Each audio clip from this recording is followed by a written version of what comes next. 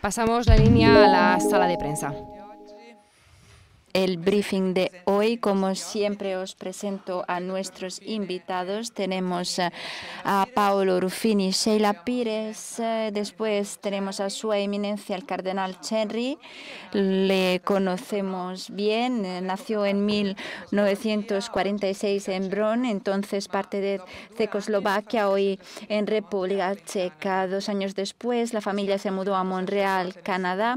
Fue ordenado sacerdote en 1973 en la Compañía de Jesús. Desde entonces ha trabajado en el ámbito de la promoción de la justicia social en Canadá, América Central y África, ocupándose sobre todo de derechos humanos, salud, paz, ecología y SIDA. Desde 2010 trabaja con la Santa Sede y desde 2022 es prefecto del Dicasterio para el Servicio del Desarrollo Humano Integral. En octubre de 2018 participó en la Asamblea General Ordinaria del Sínodo de los Jóvenes y fue nombrado secretario especial de la Asamblea Sinodal para la Amazonia, que tuvo lugar en el Vaticano en octubre de 2019.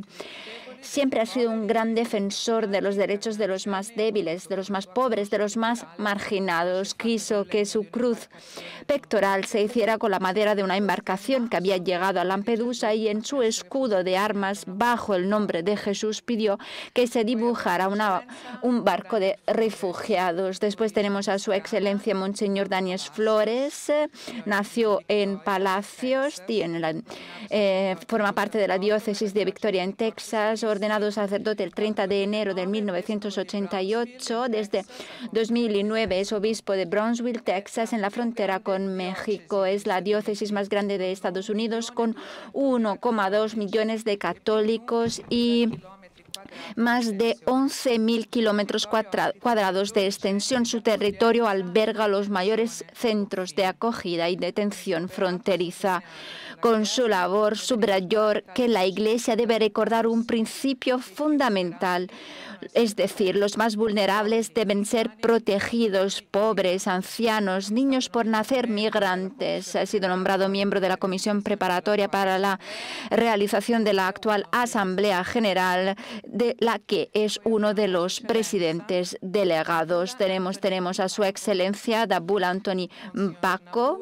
Monseñor Dabula es arzobispo de Pretoria, ordinario militar de Sudáfrica, nació en Eastern Cape en 1959, fue ordenado sacerdote en 1986, fue obispo de Queenstown de 2011 a 2019 y actualmente es vicepresidente de la Conferencia Episcopal de Sudáfrica. Sabemos que Sudáfrica es un país de acogida de migrantes y refugiados de toda África y también de otros países. La Iglesia Católica promueve varios programas de integración para la inclusión social, con especial atención a los refugiados y a aquellos que están marginados por la sociedad.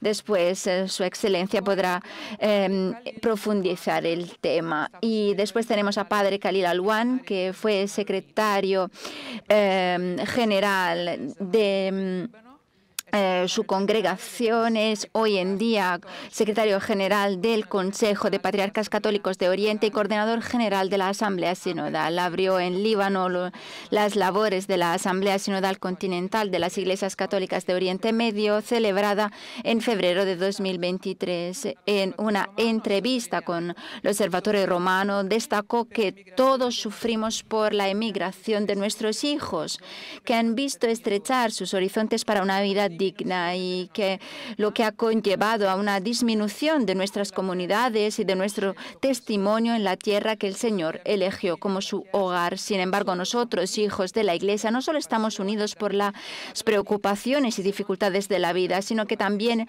nos une el bautismo, un solo bautismo, una sola fe, un solo amor y una sola esperanza. Paolo Ruffini, le cedo el uso de la palabra.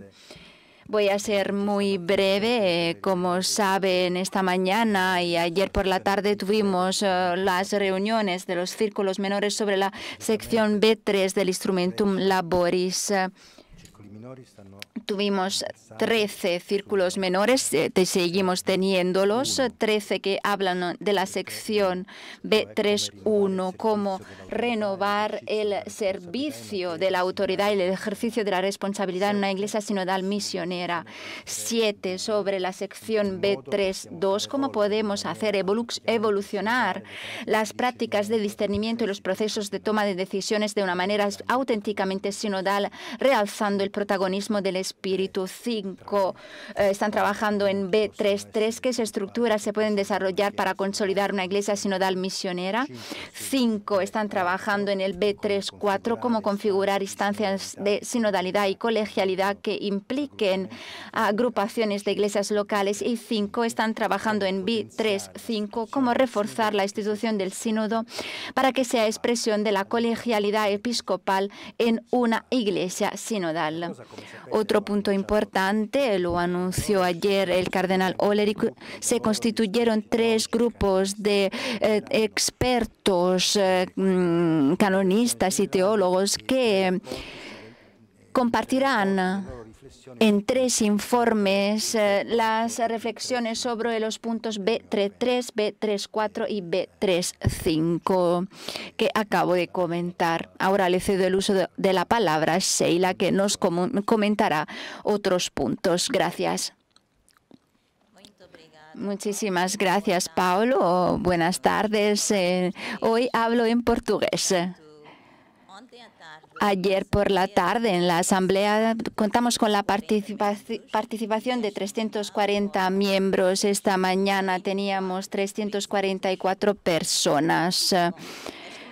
Esta mañana, antes de seguir con las reuniones de los círculos menores, aclaramos la presentación de unos aniversarios muy importantes. Las reuniones de los círculos menores están destinadas al desarrollo de los informes que se presentarán esta tarde y mañana por la mañana. Esta mañana nos comentaron que había diferentes aniversarios. Su Excelencia, por ejemplo, Reverendísimo Don María Javier Gerardo, obispo de Lemón, de Costa Rica. Su Excelencia, Reverendísimo Kadek Stanislao, arzobispo de Bosman, en Polonia. Y tuvimos una ronda de aplausos para ambos. Y también tenemos el aniversario del nombramiento como obispo de Su Excelencia Reverendísimo O'Bienes en Estados Unidos de América. Bien. En pocas palabras, estas fueron las comunicaciones que tuvimos antes del inicio de nuestra reunión esta mañana. Muchísimas gracias. Gracias, Sheila. Y ahora le cedo el uso de la palabra al cardenal Cherry, que nos hablará de su experiencia. Gracias, muchísimas gracias. Es un auténtico placer estar aquí. Es un placer tener la oportunidad de decir algo sobre el sínodo en el contexto de la oración en el Ángelus. Sabemos que la asamblea se enfocó como una asamblea que está intentando caminar de una forma conjunta y coral como iglesia. El símbolo es el camino compartido, un camino que flanquea a las personas más vulnerables del mundo, las personas que, por ejemplo, están obligadas a desplazarse de sus lugares de origen, los migrantes, los refugiados. A nivel espiritual y a nivel estético, a nivel cultural, tenemos una armonía a nivel de nuestras labores diarias. Hablamos a nivel un poco más abstracto de la autoridad, pero caminamos flanqueando un barco que representa a todas las personas de todas las edades, de todos los lugares, que lamentablemente han sido obligadas, se han visto obligadas a desplazarse. Yo creo que la armonía y la buena voluntad y el intercambio profundo que experimentamos en la sala del sínodo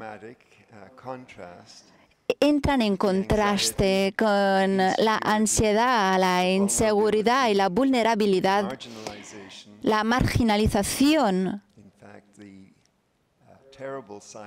el silencio terrible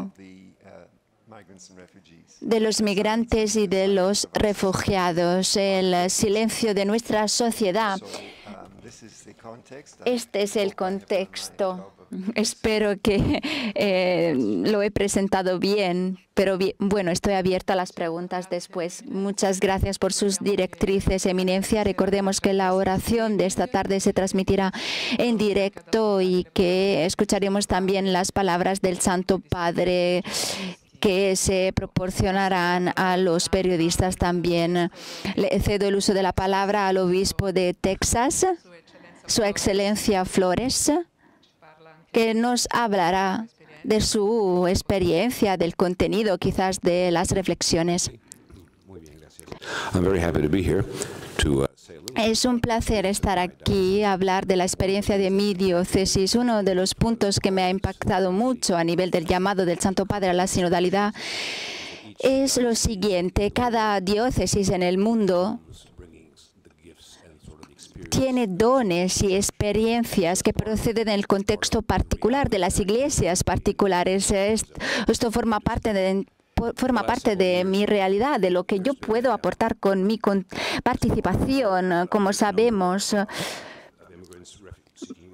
tenemos muchos migrantes en Estados Unidos que pasan por el territorio de mi diócesis porque estamos en la frontera con México. Es una zona que nos acerca y nos aleja a la vez. Es una experiencia muy compleja, la verdad, pero conmigo siento fuerte el amor, la participación de las personas de mi diócesis. Como decía el Santo Padre, esto es focal y yo lo vivo en mi diócesis. Mi diócesis no tiene muchos recursos materiales, pero los corazones de las personas son muy generosos, conocen el problema de la pobreza y responden de una forma muy generosa. Contamos con la participación de cristianos de otras denominaciones. La comunidad judía también nos ayuda mucho con diferentes medidas que intentamos implementar para ayudar a las personas que están migrando, muy a menudo con el permiso de los Estados Unidos. Intentamos actuar proporcionando a todas las personas la dignidad que le corresponde. Es una labor muy intensa. Tenemos a doctores, enfermeros, voluntarios. Intentamos hacer todo lo posible para ayudar a las familias y a los niños, a las niñas, los adolescentes que se encuentran desplazados. Es importante responder a las necesidades, dar cabida a las personas que necesitan ayuda. Nosotros como diócesis somos flexibles y es importante ser flexibles. Es crucial. Tenemos que recordar que muy a menudo no tenemos como diócesis la autoridad de decirle al gobierno lo que debe hacer. Y tenemos que adaptarnos a las indicaciones del gobierno, pero lo que intentamos hacer es enfocar siempre en el respeto, la importancia de respetar a todos los seres humanos. Tenemos que recordar que todos y todas merecen vivir una vida digna. Muy a menudo las personas que ayudamos han vivido experiencias terribles y es importante comprender la situación a nivel local para ayudarles de verdad. Nosotros trabajamos con otras diócesis de una forma conjunta y coral. Nos hablamos, intentamos visitar a los centros de migrantes de una forma conjunta. Es importante ayudarnos, trabajar juntos en el seno de la Iglesia. Muchísimas gracias, Excelencia. Gracias por indicarnos la realidad de la frontera de México. Ahora, Padre Khalil Aluan, maronita, por favor, le cedo el uso de la palabra. Hablo en francés. Soy secretario general del Consejo de los Patriarcas de Oriente. Los patriarcas católicos de Oriente, y pude participar en 4 sínodos de los obispos. Puedo decir que este sínodo es completamente diferente. Es diferente a nivel de método y contenido. Es un auténtico camino con el Señor, con toda la Iglesia, con todas las categorías, de la base hasta la parte de la más alta, hasta los vértigos. Es importante recordar que participar en el sínodo es de verdad una gran oportunidad, porque el sínodo nos ayuda a tener esperanza en aras del futuro, de un futuro mejor, también en los vértices. Quisiera aprovechar esta oportunidad para hablar de los refugiados en Líbano, el impacto sobre la situación precaria y frágil de este país. Los sirios que buscaron refugio en Líbano debido a las persecuciones viven en campos donde las condiciones son dishumanas. El aumento del número de estos refugiados en Siria, en este país que sufre una crisis muy grave, los hizo subirse a barcos para llegar a Europa. La comunidad internacional impone al Líbano tener a los sirios en estos campos. Las razones no son conocidas. Tenemos a más de 2 millones de personas en estas condiciones. Hay nacimientos cada día, el número crece y la población de Líbano está constituida por 5 millones de personas. Líbano es el país que tiene el porcentaje más alto de refugiados. No es posible proporcionar una vida digna a estas personas. Intentamos dar comida, ropa de abrigo, pero por razones políticas internacionales se les impide volver a Siria y los libaneses quedan castigados por su humanidad. El precio de los sirios en relación con Líbano es muy alto. Tenemos 49.000 millones de dólares y la comunidad internacional contribuyó solo con 12.000 millones. El Estado de Líbano, a pesar de la crisis, tuvo que pagar la diferencia con el Tesoro Público. 37 millones de dólares. Con el apoyo financiero de las asociaciones internacionales, se puede ayudar a los refugiados, pero mientras tanto los ciudadanos de Líbano son cada vez más pobres y frente a la reticencia de la Unión Europea en la acogida de refugiados y la obligación de dejarle en Líbano, sabemos que hay una gran rabia entre los libaneses. Hay dudas en relación con las intenciones de los europeos. Hay muchos problemas en este sentido. Tenemos acusaciones directas y la cuestión humanitaria parece un pretexto, en realidad, para que queden en los países de Oriente Medio. Líbano no es un país de tránsito, es un país de acogida política.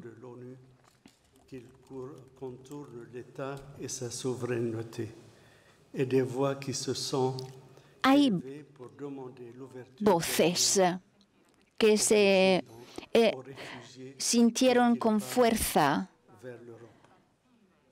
Vislumbramos el poder de estas voces, voces que quieren que los refugiados se vayan a Europa. Es una tragedia humana, la tragedia que estamos viviendo en Líbano, y esta noche oraremos porque queremos que las potencias del mundo, los países de Europa, actúen en aras de la paz y de la reconciliación para que sea posible llegar al fin de estas tragedias. Queremos que los sirios puedan volver a su cultura, puedan vivir una vida digna en su país. Muchísimas gracias, Padre Aluán. Y ahora, después de haber tenido una idea del entorno de Líbano y Estados Unidos, nos vamos a Sudáfrica con el arzobispo de Pretoria, Monseñor Dabula Antonin Paco. Buenas tardes a todos y todas. Es un placer estar aquí. Me complazco en participar en este sínodo de la sinodalidad. He valorado mucho la invitación a participar en la conversación en el espíritu, y he valorado mucho la labor en los pequeños grupos, la escucha, el respeto, la bienvenida de cada uno en los grupos. Es algo que para mí es muy importante, me ayuda a dar cabida a todos y todas. Me parece maravilloso. Es algo que quedará en mi corazón, a la vez haciendo hincapié en mi contexto local de origen. La verdad es que creo que ya existe un suelo fecundo para la sinodalidad. Ya tenemos comunidades donde las personas participan en discernimientos y en procesos de toma de decisión que son conjuntos y corales. Me parece muy importante poner en tela de juicio nuestra experiencia previa para crecer. Yo procedo de Sudáfrica, que es un lugar donde estamos encarando retos muy grandes, también a nivel de cuidado pastoral para los migrantes y refugiados. Sudáfrica es un destino para muchos migrantes a los que queremos ofrecer mejores oportunidades. Sudáfrica tiene el número mayor de migrantes de todo el continente africano. Hoy el número de migrantes en Sudáfrica ronda los 3,9 millones de personas. En realidad, el número que os he comentado ahora no es el número efectivo, el número real es mucho mayor. La cifra real es mayor, y el punto focal en este sentido es la pobreza. Sabemos que la mayoría de los migrantes que llegan a Sudáfrica son migrantes económicos. Hay refugiados también que escapan de situaciones de guerra y persecución, pero la gran mayoría son personas que se han debido desplazar debido a razones económicas. Para los migrantes, Haiti y la provincia que incluye Johannesburg y Victoria y Western Cape son los puntos de llegada más favorecidos, donde los migrantes suelen ir y buscar más oportunidades, nuevas oportunidades. También en Victoria tenemos muchos migrantes y nosotros intentamos ayudar a los migrantes. Tenemos también un ministerio específico en este sentido. La verdad es que para nosotros es importante trabajar al nivel de las necesidades básicas de estas personas. Es importante proporcionarles comida, un lugar donde dormir, ropa. Es importante asistir a los migrantes en los procedimientos para obtener documentos, sobre todo los que están solicitando el estatus de refugiado. Después, sabemos que es importante ayudarles a encontrar trabajo, a lanzar sus propios negocios.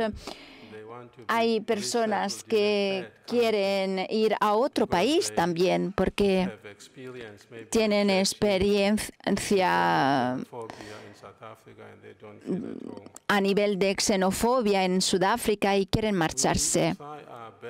Nosotros intentamos hacer todo lo posible, esmeramos esfuerzos, porque queremos dar cabida a las necesidades de estas personas. Queremos darles esmero, queremos escuchar el clamor de los pobres, de los migrantes, también a nivel de las diócesis. Sobre todo de las ciudades mayores, trabajamos mucho, nos topamos con muchas dificultades. No ha sido fácil. Por ejemplo, en Victoria tenemos muchísimos migrantes. Pensábamos que íbamos a registrar 20, 30 personas cada día, pero el primer día que abrimos el registro para los migrantes llegaron 250 personas. La verdad es que no es fácil ayudar a todos. La verdad es difícil, pero estamos intentando hacer todo lo posible. Uno de los puntos que me parece muy importante es que la mayoría de los migrantes son católicos y quieren seguir participando en las actividades de las iglesias católicas. Muy a menudo se encuentran solos en la diáspora, no saben qué hacer, quedan estancados y nosotros intentamos proporcionarle cuidado pastoral, intentando ayudarles como podemos. La integración en la comunidad católica local es crucial. Intentamos ofrecerles espacios, darles servicios en sus propios idiomas. Nombramos a sacerdotes, misioneros que proceden de los mismos países que puedan ayudarles. Es un reto muy difícil el que se va vertebrando, pero nosotros intentamos abordar el problema y brindar apoyo como podemos, de la mejor forma posible. Gracias, Excelencia, Arzobispo. Ahora abrimos a preguntas y palabras pedidas. Leonardo, por favor, el micrófono. Gracias.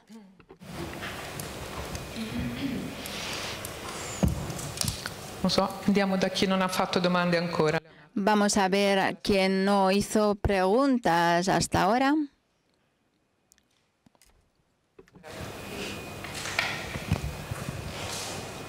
Hi, my name is J.D. Flynn.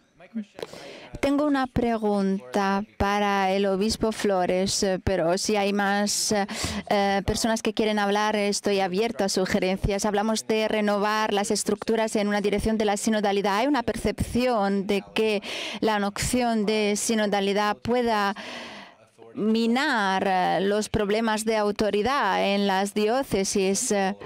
¿Cuál es el rol central de la diócesis en este sentido? ¿Cómo se percibe esta noción de revitalizar estructuras interconectadas? También a nivel de las palabras del Santo Padre, son puntos muy importantes estos. Bueno, bien, puedo hablar a nivel personal y brevemente puedo decir no sé, puedo remarcar y recalcar un punto que para mí no es nuevo. De hecho, el ejercicio de la autoridad, del ministerio por parte de la Iglesia debe estar arraigado en una conversión del corazón. Para mí es esencial. Todas las estructuras deben alcanzar objetivos arraigados en el corazón. Este es el talante que deberíamos adoptar. Yo sé que hay muchas percepciones a nivel de lo que es el meollo de la cuestión, pero yo la verdad es que no estoy muy preocupado. Lo que más me preocupa es cómo podremos abrir las puertas a un estilo nuevo. ¿Cómo podemos convertirnos un pueblo enfocado en el servicio mutuo, arraigado en Jesús? Esto es fundamental porque sin esto no existe nada y podemos cambiar todo lo que queremos. Podemos escribir muchas palabras bonitas, pero si no hacemos esto, no contestaremos al llamado del Evangelio, el llamado del Evangelio que procede desde el inicio. Nadie queda excluido. La conversión del corazón es fundamental. Pero los bautizados, punto.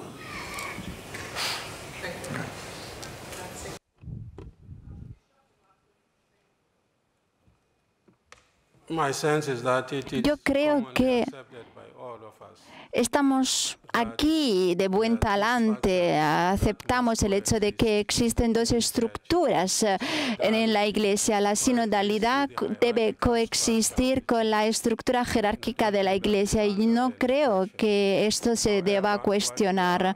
Sin embargo, lo que queremos ver es cómo estas dos caras de la misma moneda pueden trabajar de una forma conjunta y coral en la medida en que la sinodalidad empieza a entrar en lo que hacemos. Yo creo que todos lo aceptamos en la Iglesia Católica. La sinodalidad tiene un carácter único. La sinodalidad es algo que rodea la Iglesia de Pedro y todos juntos tenemos que caminar al mismo nivel, con sinodalidad. Gracias. Mauro Castagnaro, Missione Oggi. Mi pregunta es para el cardenal Cerri.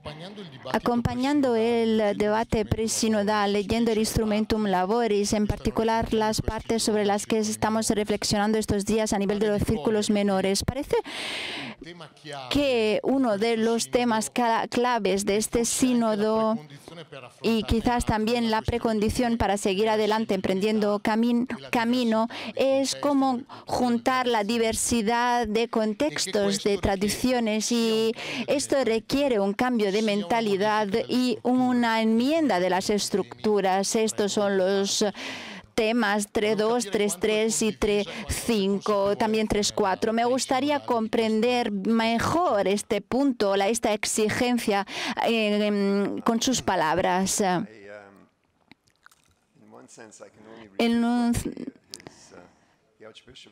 Por un lado, puedo solo repetir las palabras del arzobispo. La verdad es que no tenemos que preocuparnos. Lo puedo decir de esta forma: las estructuras jerárquicas de la Iglesia no tienen nada que temer de los procesos de escucha. Es imposible que esto vaya a dañar la naturaleza jerárquica de la Iglesia.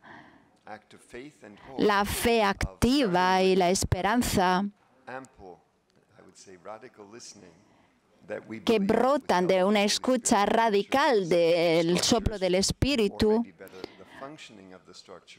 nos ayudará a comprender cómo funcionan las estructuras y cómo podemos mejorarlas. Uno de los elementos que complace a todos en la sala del sínodo es que no estamos hablando solo de esta sinodalidad, la estamos experimentando y estamos en mesas. En algunos casos, cuando llegamos, pensamos que no hay esperanza, es imposible trabajar juntos, pero después de 2 días nos percatamos de que hemos trabajado mucho y hemos trabajado bien. Es que el Espíritu está actuando. Gracias, Eminencia. Por allí, por favor, Leonardo. Robert Shining. Tengo una pregunta para todos los panelistas. Estamos escuchando muy a menudo el tema de los refugiados, de los migrantes. Tenemos también personas marginalizadas, las comunidades LGBTQ. En algunos casos se han criminalizado exponentes de estas comunidades. Sabemos que hay problemas culturales fuertes en este sentido y en la Asamblea hubo conversaciones sobre el cuidado pastoral de las personas LGBTQ, los derechos de estas personas. La Iglesia debe defender a estas personas porque la Iglesia, como dice Papa Francisco, debería dar cabida a todos. Estamos hablando de una Iglesia que lamentablemente sigue creando refugiados LGBTQ, así que quisiera comprender mejor este punto. Por favor. Yo creo que la posición de la Iglesia es muy clara. Vemos de forma muy clara cómo encarar el problema de la situación de las personas que pertenecen a la comunidad LGBTQ. Queremos trabajar con compasión, sin discriminar, sin que se sientan excluidos en la comunidad de la Iglesia. Y yo creo que el Santo Padre lo ha explicado de una forma muy clara. Sin embargo, estamos trabajando también a nivel de prejuicios antropológicos y culturales. Tenemos que comprender la raíz antropológica de esta pregunta. Yo creo que no será posible solucionarlo en tiempos breves. Vivimos en una tradición de un cierto tipo y tenemos que recordar las bases antropológicas de nuestra tradición. Pero es importante que las personas de la comunidad LGBTQ se sientan en casa en la Iglesia. ¿Más intervenciones? Por favor. Excelencia Flores. Podemos decir que en mi diócesis la misión de la Iglesia es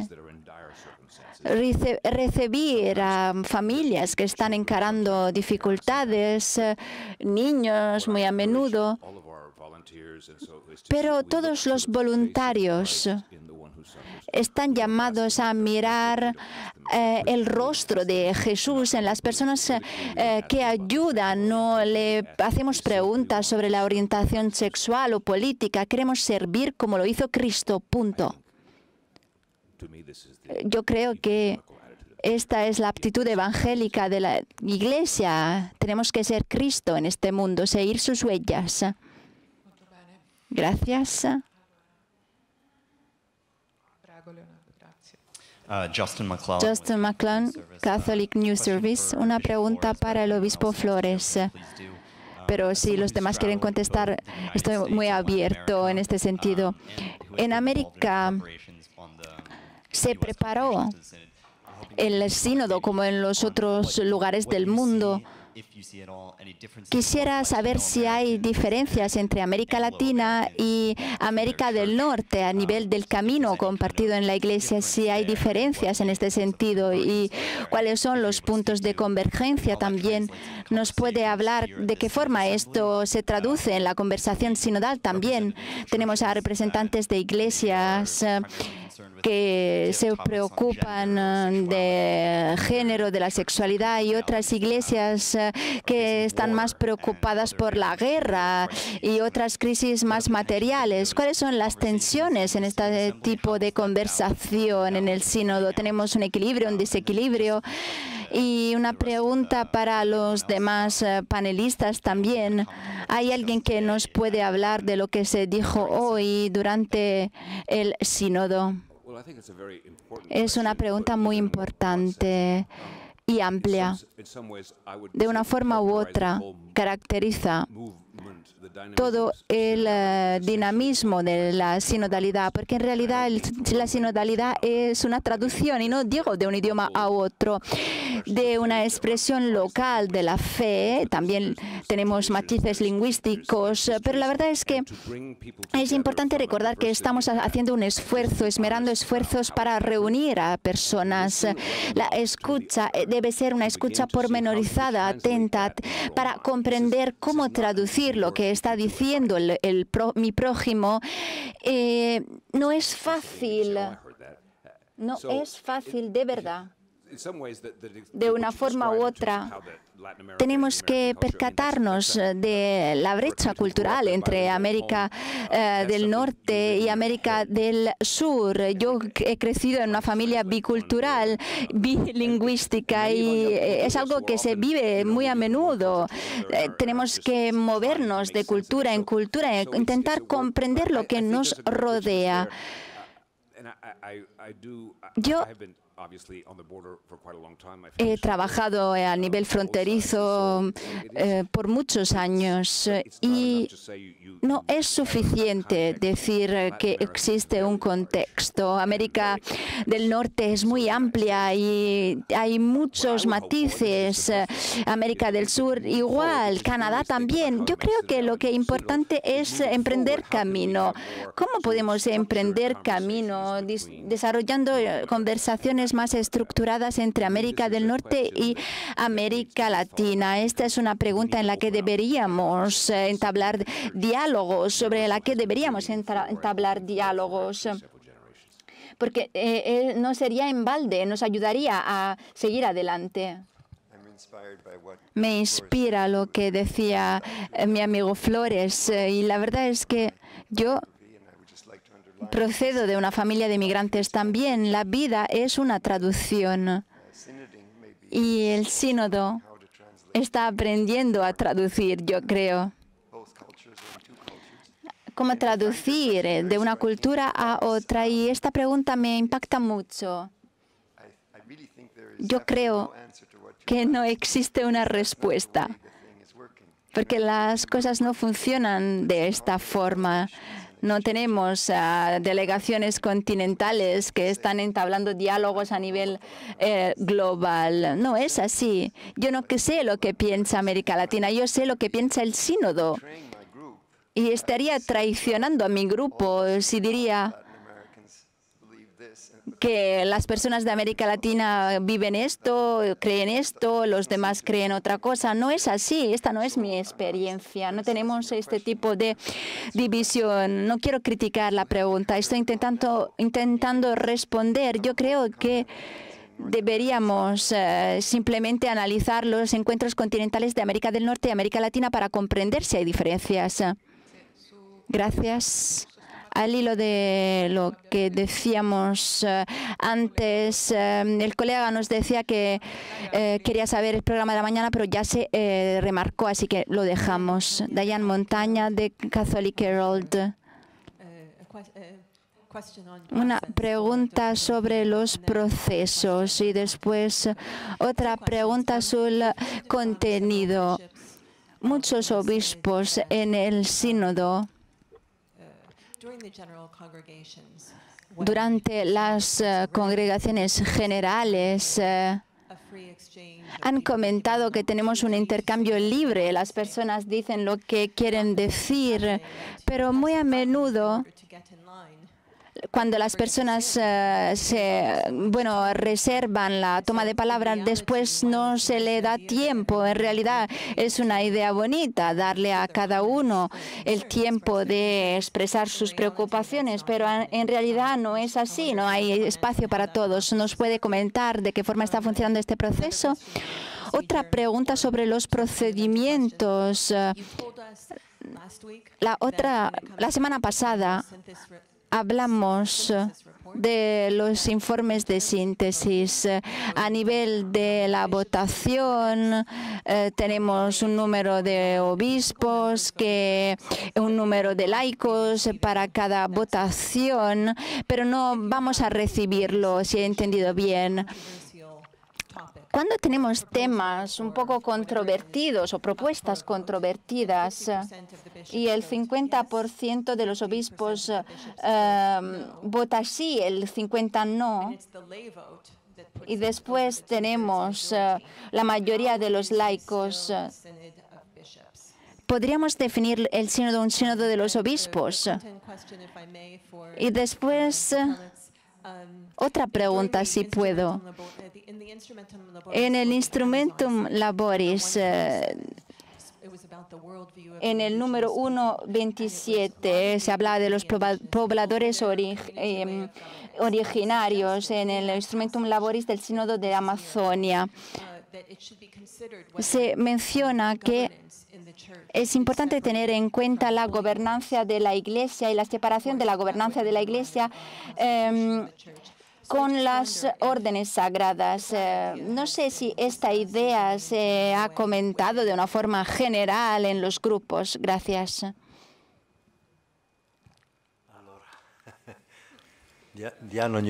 Dayan cada vez hace una pregunta, pero son en realidad 4 o 5, así que sigamos con orden.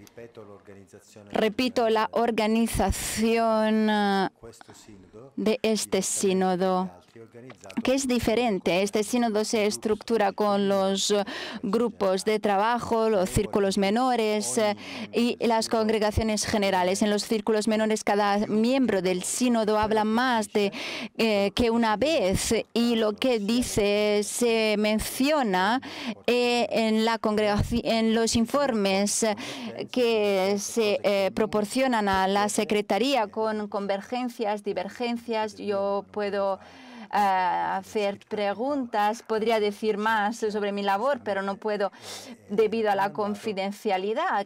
Desde luego, en cada informe se arroja luz en los puntos de divergencia, convergencia, y esto es diferente con respecto a los otros sínodos. Antes se hablaba una vez o dos, alguien ni hablaba. Aquí tenemos a personas que pueden hablar más veces sobre cada segmento. Después tenemos las congregaciones generales, los círculos menores comparten la labor llevada a cabo, y después cada uno puede pedir el uso de la palabra. Los que no tienen tiempo para hablar o que ya hablaron, tienen la oportunidad de compartir su pensamiento con un informe escrito que se puede enviar a la Secretaría del Sínodo. Este es el procedimiento que yo puedo explicar. Y después, ayer dije también que el documento de síntesis no será el documento final, no es otro Instrumentum Laboris, no es tampoco un documento final, será un documento, cuando lo veremos lo podremos juzgar. Nos podrá gustar, nos podrá no gustar, tendremos un momento de discernimiento individual en ese sentido, y después seguiremos emprendiendo un camino sinodal hasta la Asamblea de 2024, cuando terminará este sínodo de la sinodalidad. Este es el procedimiento. Es un procedimiento que permite a cada uno compartir su pensamiento y cambiarlo quizás durante la escucha, porque es una escucha auténtica y profunda, no en balde. Como decía el cardenal Chenry, aterrizamos ideas de verdad. Y a nivel de la votación, esta es una asamblea sinodal del Sínodo de los Obispos, donde una mayoría, menos del 25%, no son obispos, no necesariamente son laicos. Ellos mismos son muy diferentes a nivel de opinión. Pensar que haya un cuerpo de no obispos que está, no sé, entrando en contraposición con las teorías de los obispos, no es así. No es que haya facciones en el sínodo. Se trata de una sola asamblea y la votación es una votación que sigue un conteo de la asamblea. La asamblea votará el documento que se entregará al Papa y al pueblo de Dios para un discernimiento ulterior. Es un sínodo de los obispos con una representancia de no obispos que son todos bautizados, estamos unidos por el sacerdocio bautismal, somos creyentes en Cristo y ofrecemos nuestra contribución como pasa en cada parroquia, desde que existe la Iglesia, en cada realidad eclesial. Los obispos caminan con el pueblo de Dios y el pueblo de Dios caminan con los obispos. Había también otra pregunta, Cardenal Czerny, que quisiera responder. No sé cómo responder a su última pregunta. De todas formas, la respuesta es bastante sencilla, es no. La identificación entre órdenes sagradas y oficios, labores, es algo que se ha superado. Las órdenes no son necesariamente destinadas a una labor específica. Esto va más allá de los límites jerárquicos. Estoy aquí con mi colega, el prefecto del dicasterio. Yo creo que lo pueden ver aquí. ¿Hay sinodalidad? La respuesta es no. No hay peligro, de verdad. Para la naturaleza de la Iglesia, no hay peligro. Tenemos responsabilidades que nos ayudarán a todos y todas a emprender camino. Gracias, Eminencia. Por allá. Tam Rees, Religious News Service, Obispo Flores. Hay personas en Estados Unidos que han hablado de teorías de conspiración. Los obispos serían manipulados por un equipo de teólogos en la toma de decisiones. Parece que las decisiones ya se tomaron antes de llegar aquí. Usted participó en la planificación del sínodo. ¿Cómo respondería a estas a estas acusaciones? Sí, es una época llena de sospechas, la nuestra. Y esto tiene consecuencias en la Iglesia. Yo no me preocupo de ello en absoluto. Yo veo que estamos hablando de una forma muy limpia, muy transparente. Estamos velando por la Iglesia de Pedro juntos. Y yo creo que esta no es una amenaza para la Iglesia. Si puedo, quisiera decir que el deseo de una Iglesia más sinodal en la que participen todos y todas es en realidad un llamado. En mi país ya tenemos un suelo fecundo en este sentido. No creo que se trate de una conspiración, es algo bastante obvio. La sinodalidad brota de la realidad. Se desprende de una forma clara. En mi país se percibe fuerte esta necesidad de una Iglesia más sinodal. Y la pregunta que nos planteamos es cómo. Sabemos que lo tenemos que hacer. La pregunta es cómo podemos remangarnos la camisa y trabajar. No hay conspiraciones. Gracias. Por favor. Vania De Luca, TG3 Rai, Cardenal Cherry, Paolo Ruffini, ¿nos pueden dar detalles sobre la oración de esta noche para los migrantes y refugiados? Hablará el Papa. Sabemos que será una oración de 30 minutos alrededor del monumento que está en la plaza. ¿Cómo se desarrollará a nivel material? ¿Tendremos menciones de países específicos que en este momento están viviendo el problema de los migrantes y de los refugiados? Como comentaban los obispos, también hay Palestina, un país donde no es posible ni ser prófugo o refugiado en este momento porque están encerrados en un país. Esta es una gran emergencia en realidad de estos días. Bueno, ha descrito de una forma muy puntual la oración de hoy. La verdad es que es una oportunidad maravillosa para orar y poner en práctica lo que estamos intentando comprender y valorar en el sínodo. Lo que me impacta mucho es la continuidad.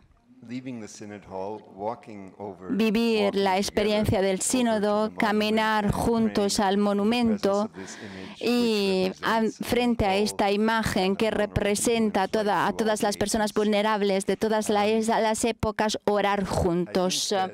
Yo creo que se desprende la voluntad fuerte de la Iglesia de orar, trabajar, caminar juntos y juntas. Los nombres específicos, los lugares específicos no se nombrarán porque sabemos que hay muchas situaciones de emergencia hoy en día. Muy a menudo no se habla de los problemas de muchos países, por ejemplo, de África, en el mundo occidental, como en Italia, en Australia también. Yo creo que es importante participar en la experiencia, porque la quinta esencia de la oración es hacer hincapié en muchos contextos, en muchas áreas. Y cuando oramos por las personas que están sufriendo por injusticias, personas que han sido desplazadas, podemos recordar en el corazón a las personas que conocemos, que sabemos que están encarando problemáticas de este tipo. Podemos decir, en resumidas cuentas, que es una oración universal. Solo decir que, como siempre, proporcionaremos el texto de la oración antes de la liturgia en los diferentes idiomas. Bien, creo que no tenemos más preguntas. A las 5:15 enviaremos los textos de la oración. Buen trabajo y gracias a nuestros invitados. Gracias.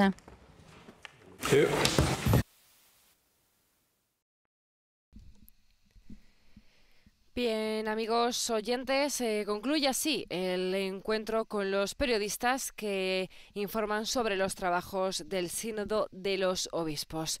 Los esperamos para la próxima cita. Que tengan todos ustedes muy buenos días. Laudetur Iesus Christus, alabado sea Jesucristo.